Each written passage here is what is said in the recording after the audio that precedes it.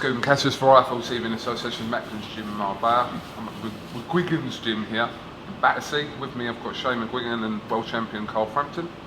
How are you first of all? I'm good, yeah. Oh good. You look like you just woke up.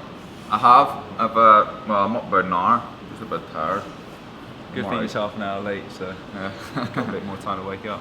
Major traffic from Essex. No where Essex is, don't you, Carl?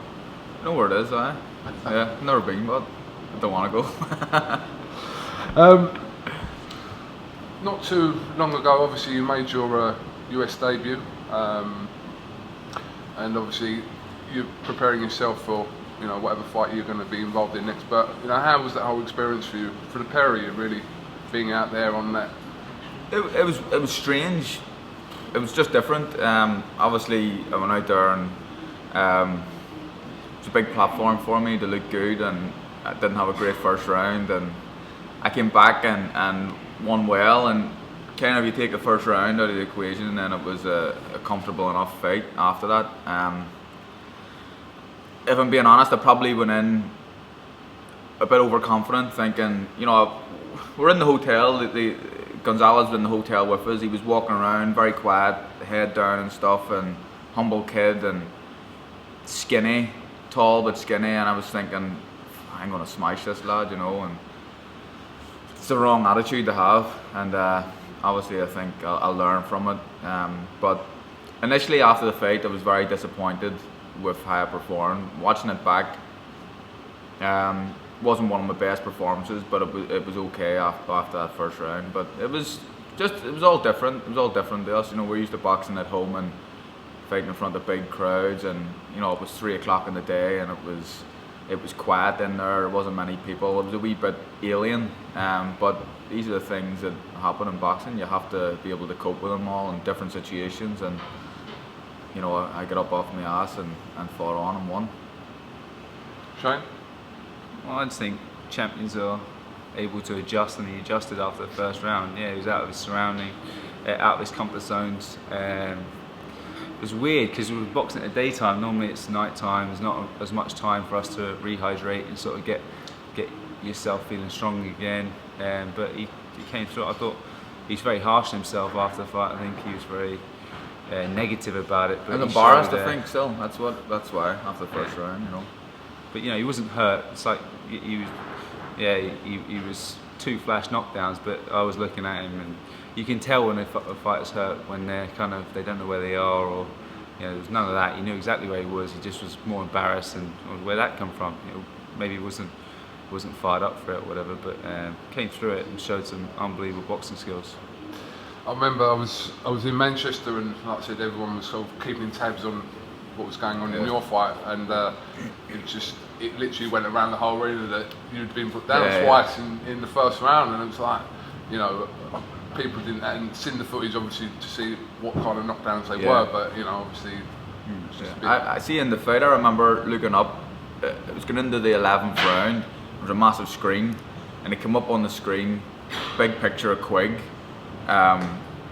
saying, and it said Scott Quigg won by TKO second round against, but it said Kiko Gonzalez. And I was looking at it going, am I getting this wrong? It was a massive shock to me, because I thought it was going to be a tough fight for Quigg. I thought it was going to be a real tough fight. Barry and stuff caught me looking. I'm looking up and focus on the job, stop looking, concentrate. So I did, and I've done alright then. It was a big shock, wasn't it? But at the same time, looked petrified in the first round. Caught him with a great uppercut.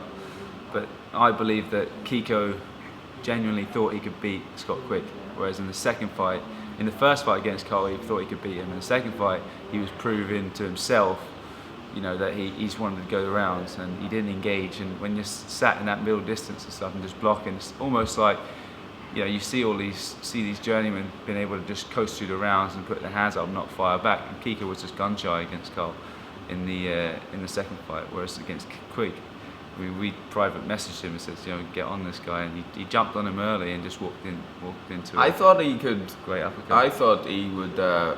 It would be a hard fight, but Quigg can definitely wallop. Can't really. It's going to say he had a bad first round, but so did I. You know, mine's probably a bit worse than Quigg's, but he didn't have a great first round. But it just shows you that he can definitely punch whack, hard, yeah. because Kiko can take a good shot. He really can. Just proves that Quigg But he was has a bit of throwing. punching power. Yeah. You're most vulnerable when you're throwing, and he was winging like hell because I thought he buzzed Scott in the first round. He thought he was going after him and just wailing away, and just walked onto it. Good shot. I think the main point about your performance was that you did suffer that setback in the first round, but you came strong and finished the fight very well and got the win. So, you know, that's, Yeah. I suppose they say the mark of a proper champion. Well, that's what they say. That's what they say. But I don't know who says this, by the way. I'm just, some people say it, man. But it's true. yeah, you know, you have to. Everything isn't easy. Not everything always goes to plan. And people were expecting me, and probably expecting myself, to go out and blow that guy away. But maybe we didn't give him as He much. could whack. He Yeah. could really whack. Big, long, you know, skinny guy, but he could punch long.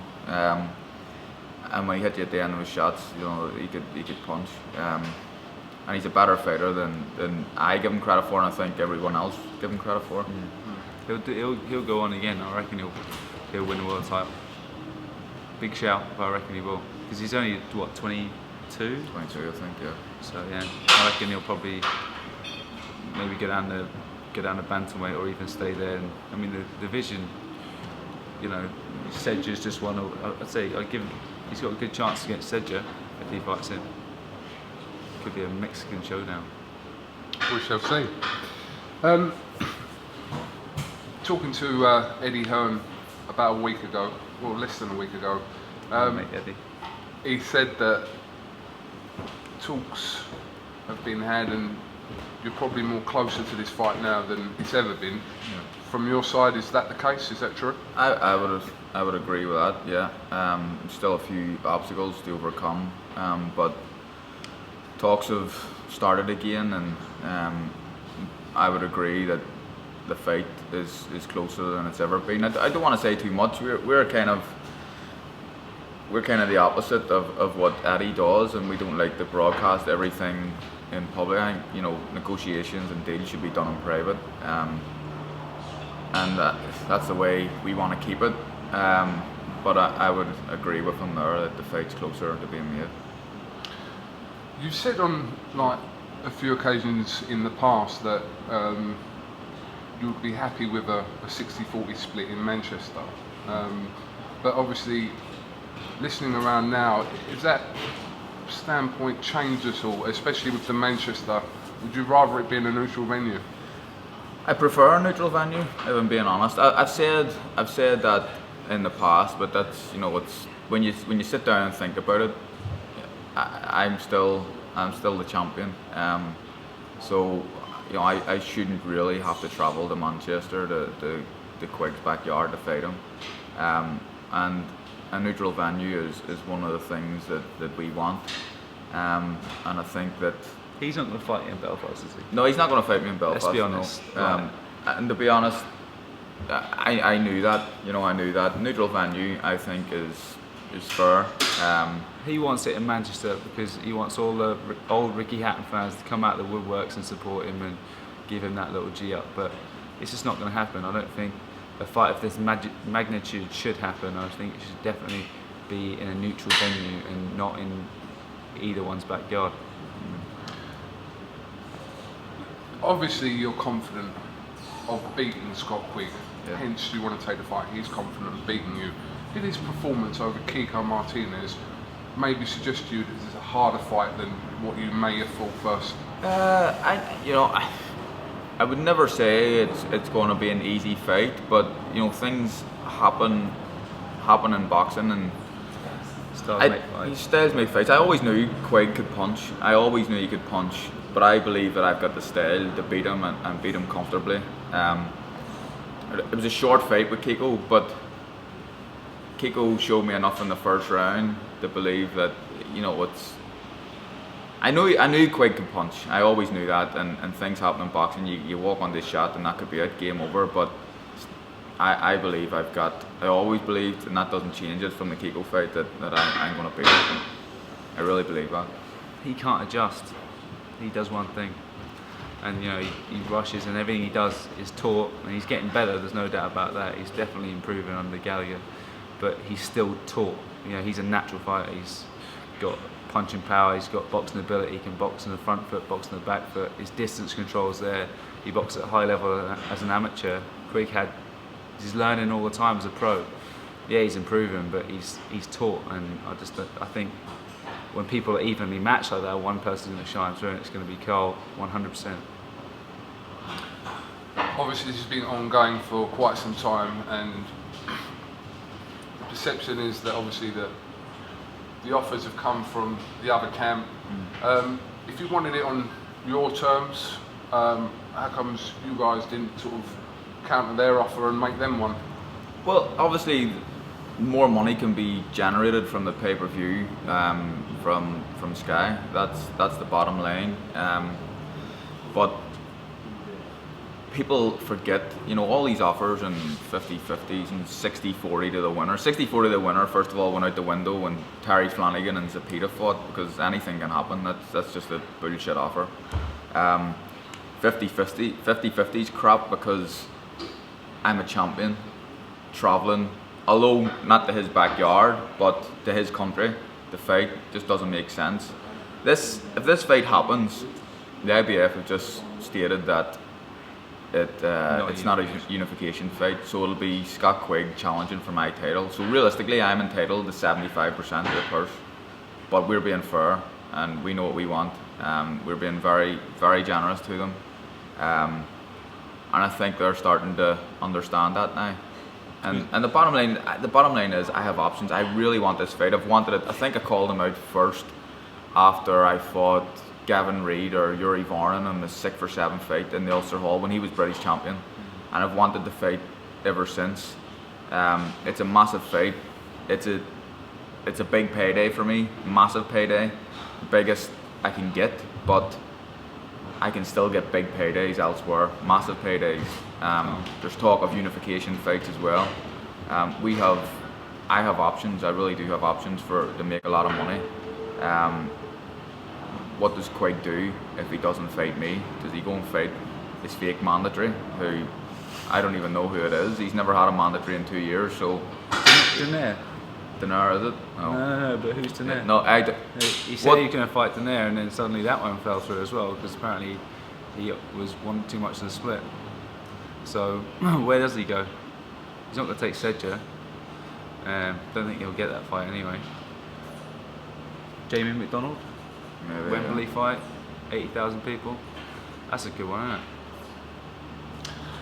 isn't it?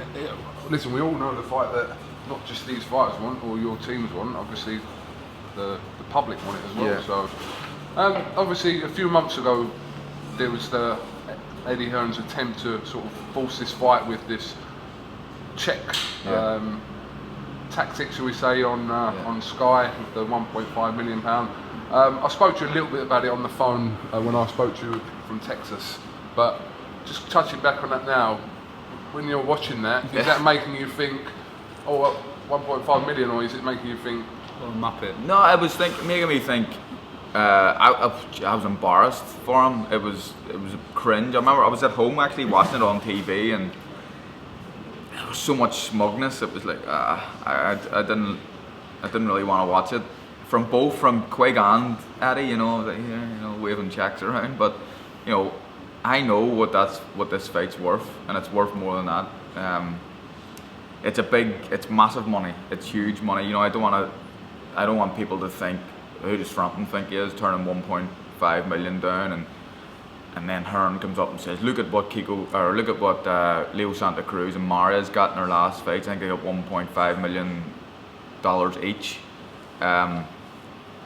So 1.5 million sterling is a lot more, but it's the truth. But I know what I'm worth in this fight. I know what this fight can generate. And it's a lot more money than that. And I've my decision's kind of been justified because they're coming back to the table, and we all know that if the fight does happen, which I hope and think it will, I can get much more than that. an underlying feeling to this whole Quigg Frampton thing seems to be there is a slight reluctance with your team to work with Eddie Hearn in particular over this. But obviously, listening to what you're saying at the start of this interview, if you guys are talking again, then that's obviously a positive thing. There's not a reluctance to work with him. There's been I wouldn't say a relationship. Obviously, you know, some of the stuff he said is a bit derogatory towards our team and towards me, and it hasn't really been justified, and it doesn't make things easier. But to make this fight happen, you know, we're willing to work with Eddie Hearn and whoever it takes. Well, he does keep shooting himself in the foot. Let's be honest. You know, constantly saying that we're bad management and all this. That's achieved so much more in the sport than Eddie Hearn could ever achieve. And you know, the thing is like you can't keep disrespecting legends of the sport.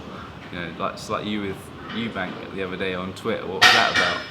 Do you know what? I have literally no idea. Apparently, I swear and curse too much in interviews. I think we've been talking for 16 minutes. Have you heard a word? No, not yet. Thank you. No, but it's just, you know, you can't keep putting people down, because all that's doing is pushing the fight further and further away. He's come back to the table. I think, you know, the fight is genuinely the closest it's ever been to getting made. I'm very excited about the fight being made, because I believe God's going to smash him up, no doubt about it. And it's just another fight and platform to get on the bigger fights and more unification fights, and possibly bigger fights down the line. You know, moving up in weight, maybe could even have another showdown in a few years' time with Lee Selby, bearing in mind he goes well. You've always said that you're kind of the A side of this fight between you and Scott Quigg. Did his win and performance over Martinez slightly match it up? No. Or even it up? No, not at all. To be honest, in your opinion? No. I think A side is more about who's the bigger name and who sells more tickets. That's really what it comes down to. And you know, people talk about last performances, and his was better than mine. But it doesn't mean, you know, if Barcelona lose to a Mickey Mouse team in Spain, it doesn't mean they're a better team. And overall, my performances and my opponents have been better than Quigg's. I'm still the A side, and even more so now, because we've teamed up with Heyman. I've had my last two fights on ITV. Millions and millions of people have watched me. Quigg's had a couple of 100,000 watch him in his last few fights, if that. I'm still the A side, and even more now. And I think that's what they need to understand. I think they're starting to come around to that. So you've recently met with the other camp. What's kind of, from your point of view, the next step to making this fight a possibility, a strong possibility? I think there's a few things just needs ironed out, really. Correct venue. Yeah, correct venue is one of them. I think that can be sorted pretty easily. But there's things to be sorted. You know, I don't want to say too much. I don't want to go into too much detail. Fair enough. It's pretty much gone back into the Quigg camp, isn't it? Because, you know, we've stipulated what we want, and it's just now about seeing what Scott's willing to do or willing to take. And I think Eddie seemed pretty keen on it, so I think it's just. I think we're all confident. That's the main issue. Yeah. We're all confident. Eddie seems confident. We're confident. I haven't heard from Quigg at the minute, but I hope that, you know, he sees sense and we get this fight on. It's a huge fight. You know, it's going to catapult. Well, it'll take his career to the next level. I've already, you know, I've got a big fan base. I've got a lot of people watching me on ITV, but it gives him a chance. He's going to lose, but it gives him a chance to get a little bit more in the limelight and get involved in big fights and, you know, win a proper world title. You've stated obviously as well that even without obviously Quigg, there are numerous other options available to you. Have you set kind of a deadline of when this needs to be done by before you look to move on? Well, it needs to be done soon. I think we have to go into. A problem for us is our mandatory. We have a real mandatory, shingle wake, and the IBF are trying to. He's laughing, by the way. Yeah, the IBF are trying to force that, but there's ways around that, and that's a bit of a problem for us. But there's ways around stalling that. The QUIGG fight is obviously a bigger fight than the shingle wake fight for me, and hopefully that can be sorted out. But that's one of the issues that we have here. But we reckon and we hope that it can be sorted. Just finishing off, I'm assuming the talks you're having isn't for a fight this year. It'll be for next year. Yeah, it would have to be next year. Yeah. It's all, you know, in terms of the correct venue, it's going to have to probably be next year, and also with the pay-per-view. So I think, you know, early next year is what we're looking at. I would have, you know, I wanted to get out after my last fight. I would have loved to have got out just before Christmas and then had Christmas off and enjoyed myself. I haven't had a Christmas off in years, since I turned pro, and even before that, the last few years it was amateur. I haven't had Christmas off because there was always. Only every year. Huh? Didn't you? No. I had a Christmas dinner. That doesn't mean you had a Christmas off. Like, I starved myself in the morning and after it. But I preferred to fight before the end of the year. But obviously, this QUIGG fight has came back round, and there's no pay-per-view slots available until the early part of next year. So I'm willing to wait. Got some Christmas dinners after it, but nice ones, some extra presents as well. Yeah. Lucky boy. All right. Well, listen. Unless either of you have anything else you want to add, like I said, we're just on the outside sitting and hoping, obviously, some sort of announcement in the next few weeks is made about making this actually happen. Hopefully. I'm confident, but nothing surprises me in this game, and I have been confident before about the fight getting made. Not as confident as I am now, but you know, let's fingers crossed it happens. Fingers crossed. Alright, well, Carl Frampton and Shane McGUIGAN, thank you very much for talking to IFL TV. Thanks again. Apologise for being late. Don't worry about it. And I think this is the first on camera, apart from the phone thing, on camera, since you fought Cazares Yeah. after the fight. So, it's been a couple of years. It's nice to be back. It's good to have you back. Prepare you. Alright, listen, thanks to all of us, and hopefully we'll catch up with you soon. Thanks, Cheers, mate. mate. Thank you very much.